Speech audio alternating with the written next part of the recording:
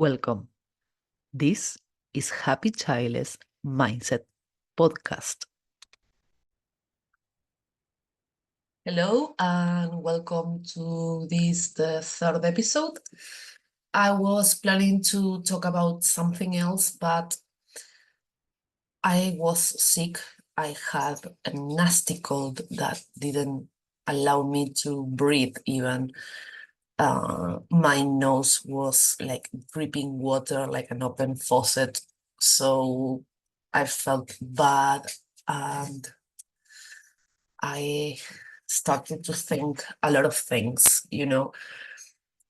Of course, I had the thought of, thank God I don't have a kid to take care for while I'm taking care of myself, because I was feeling pretty crappy, and my pets they are all seniors. The younger one is my cat, but she sleeps most of the time. So yeah, I fed them and I opened the door for them to go outside to the bathroom. Well, the cat goes into her box, but I could pet them from my bed or my couch, and I didn't have to, I don't know, pick up my kids for soccer, from soccer or ballet or whatever. I was, that's the perk. It's a pretty obvious one, so I just mentioned it because it's something that crossed my mind. But being sick made me think about a question that I've been asked quite a lot, and is, what are you going to do when you're old? Who's going to take care of you? And I think it's such an unfair question, because even if you're child-free, like, it's invalidating the life you are having right now. Yeah, you are sick, or even you are not sick. It's just a question that pops up, pops ups, pops up. It's a question that pops up once in a while just because. So, sorry. We have a saying in Spanish that I don't know how to translate to English. It's something like my tongue. It's a I don't know, whatever. The thing is, one of the first times someone asked me this question, I was going through my sadness period of the grief for being childless, not by choice. And what I was thinking when this person asked me, who's going to take care of you if you don't have kids, was like, do you want me to kill myself? What are you saying? Because, yeah, I might need someone to take care of me in the future, but I might not. I might be healthy, or I might die crossing the street, or just here recording the podcast and the roof falls over me and that's it. And I felt like there was a judgment about me not trying hard enough, or not being worthy of being alive because I wasn't capable of procreate, or I wasn't up to everything that an adoption requires. The adoption process requires money, energy, stress, the scrutiny that, yeah, they are giving you a child, it's okay, but I felt like I couldn't go through that. it's a topic for another episode, but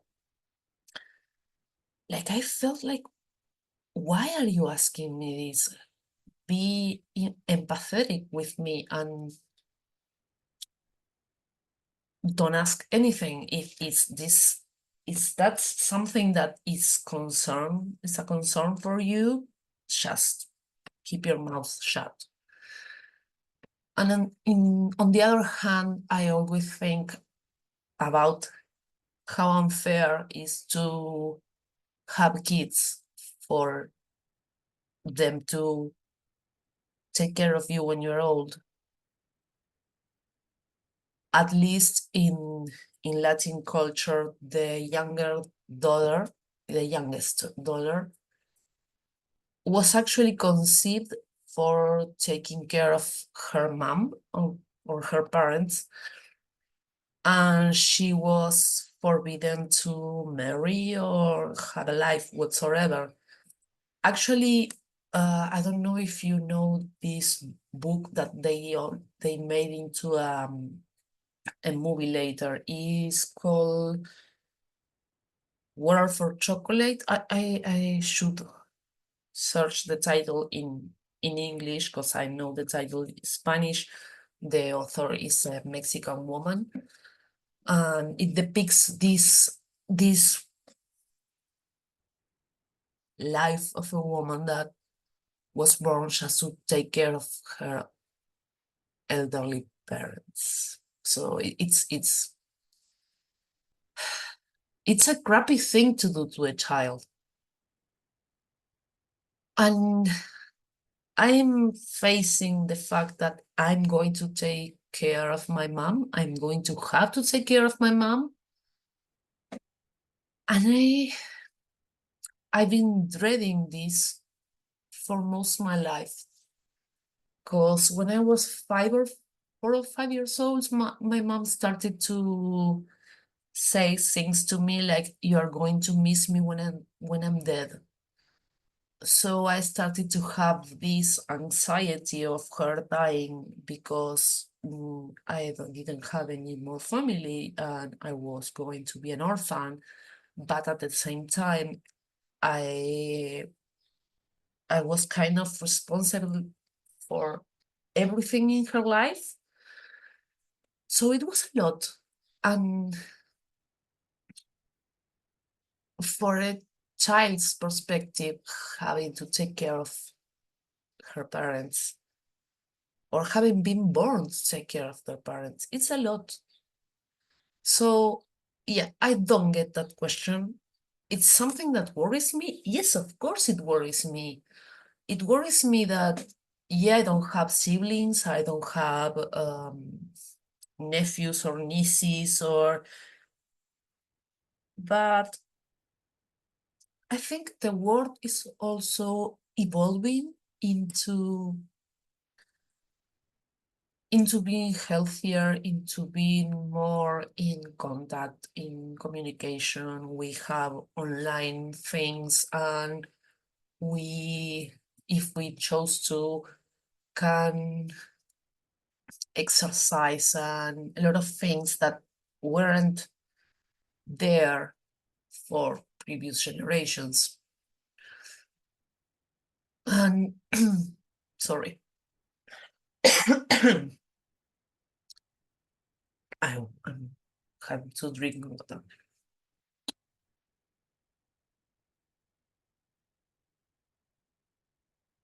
So, I think also that there are so many elderly seniors, whatever you want to call it, because I learned yesterday that sometimes seniors is not the best way to describe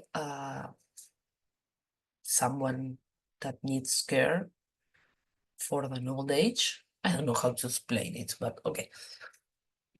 So there are so many people in nursing homes, and so many elderly living alone and abandoned, and having children doesn't guarantee you're going to have someone to take care of you. because sometimes parents forget that they don't treat their kids well, or sometimes they treat them well, but their kid is an asshole anyway.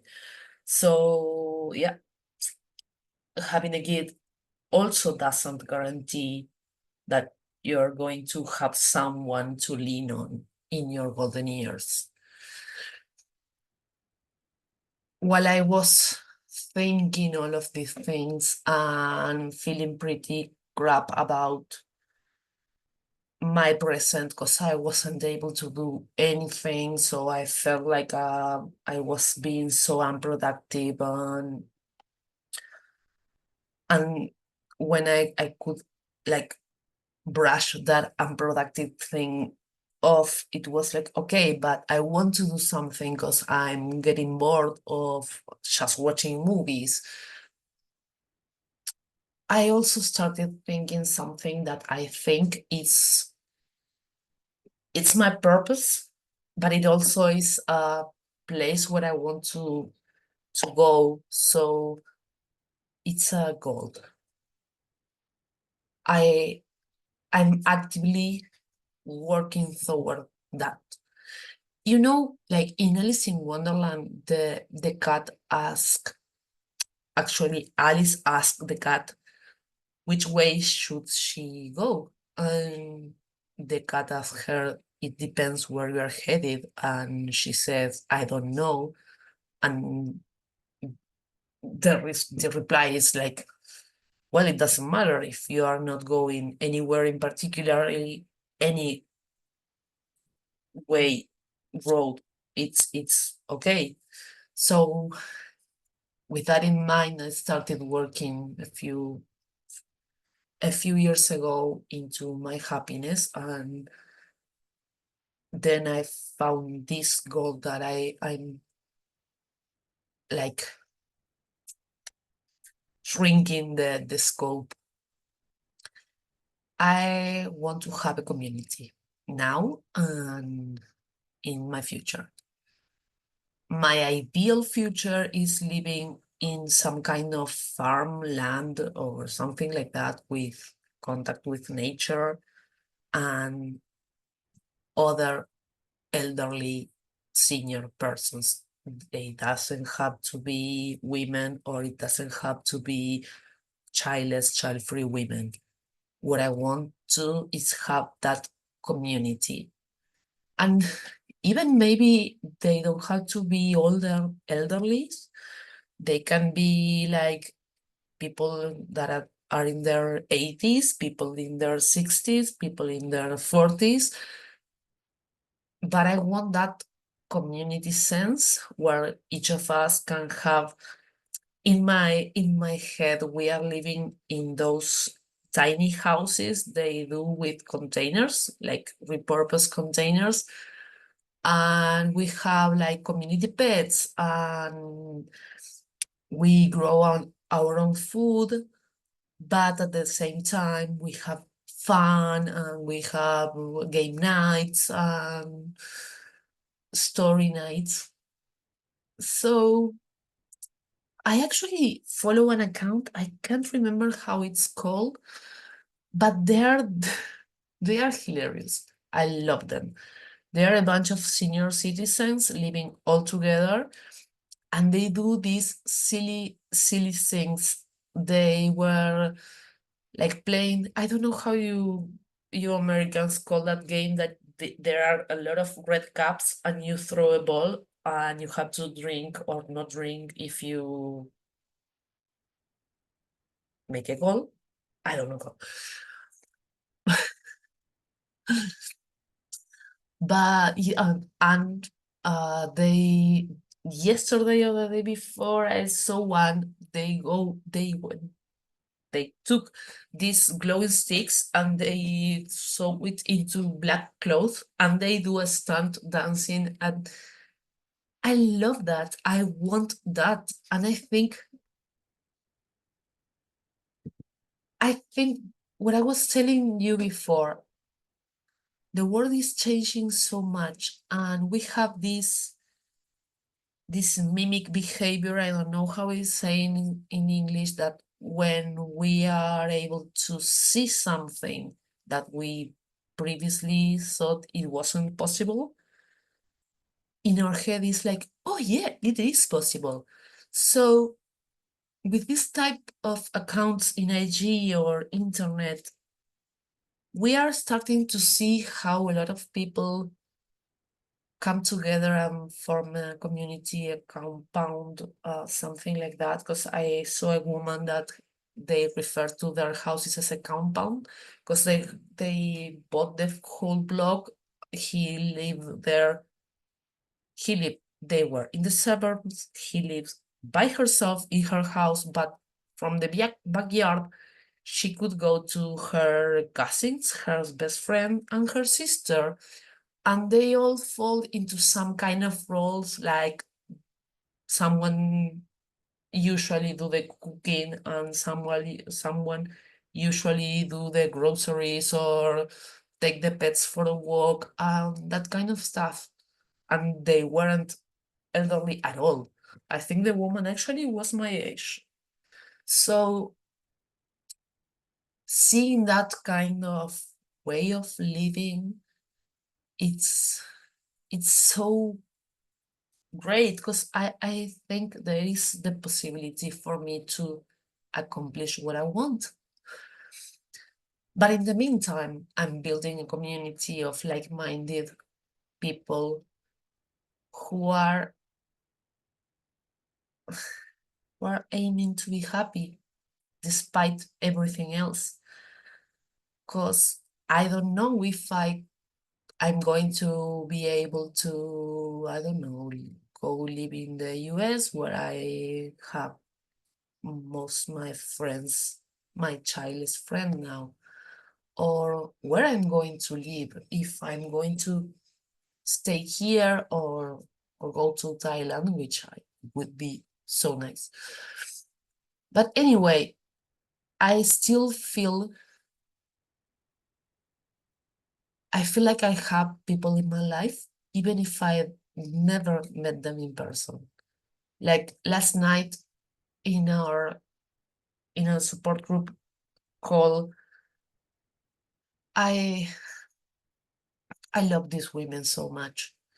They told me my space is enrichment and that I'm brave for putting myself out there and talking about my story, how I feel or what my dreams are.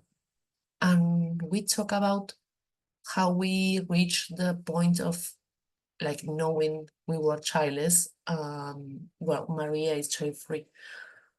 How we came across the world, our 1 a.m. search on Google of what the fuck we were feeling, and knowing that we had a name for it that sometimes becomes a label that boxes us, but we are all from for expanding that box. But that label made us connect with each other, and we talk about everything, not just being childless, because we went through the grief part. The child free, it's also not, doesn't have that grief part, but it's about navigating this life, and that's a community. And I'm just realizing now, talking to you, that I'm closer to my dream that I thought I was. Because yeah, I might not see them personally, I might not talk to them every day, but I know they are there and they know I'm there. And having their messages checking on me, because they knew I was running a fever, and like, how you doing? How you feeling today? Are you better? It's so great. It's so warm. I love that. And I think we are all searching for love, but not in a relationship, a couple relationships. I mean friendship, community, family, friend, the relationship, like couple. We all want to feel love and we want to feel appreciated and to love back. So my sick sickness, my sickness, yeah, made me realize a lot of things. Um, yeah, I had a couple of crappy, shitty days, and I was sad because it's okay to feel sad, but I was able to like dig into that sadness and come up with some silver lining, that it was a little thread that I could like pull and realize, okay, my dream is actually this one. I've been dreaming with kind of that, but it wasn't as form as it wasn't a nice picture in my head. It was like some random images, and now it's kind of a complete setup. And yeah, it's that I'm building community, and I would love you to join it. So subscribe slash follow, and please at least give me a thumbs up or a heart, because it takes you 1 second, and for me it's like feeling the warmth of someone telling me that is enjoying what I'm doing. Um, comment, share, of course, if you want. I would be thrilled about it. And if you want to know more about my Happy Childless Mindset community, it's kind of a long name. You can DM me in Instagram or leave me a comment in YouTube, and I will send you a link. So thank you for hearing me. I don't know if I talk too much or no, but it was great. I'm more thrilled than I thought. I realizing last night meeting was so enrichment. Carrie, this is for you. I I'm so grateful.